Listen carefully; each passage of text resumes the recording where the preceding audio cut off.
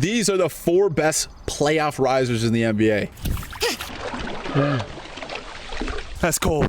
Welcome to Cold Tub Confessions. I'm your host, Brandon Deutsch. Spotlight isn't too much for these guys. We'll start at 4. Pascal Siakam.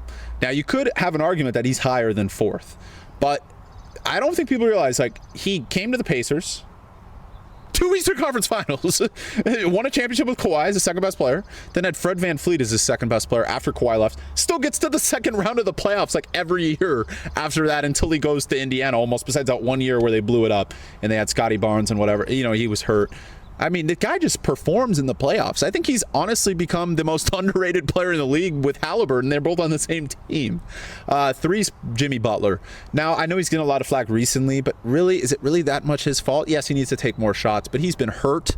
You know, he's been having to put the whole load on him, but you know what I mean? Like, Jesus, like, Curry's been hurt, and we're treating this guy like all of a sudden he's Mike Muscala out there. Like, he's still Jimmy Butler, dude. Like, so playoff Jimmy is a thing. Like, look at the first round. Look at the beginning of the second round. Like, that one game when Curry was out, and they still won in Minnesota. Like, that was impressive in of itself. But the top 2, I think, are undisputed.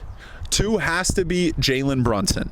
He has an argument for number 1. Jalen Brunson literally has been great all year, but he just extends his game to another level, makes every big-time shot, everything you could want in a player and a leader, and it's like the perfect basketball player. Does it all at 6 feet tall, which is more impressive. But there's one player that is a better playoff riser than him, and that's Anthony Edwards. It does not matter what this guy does in the season.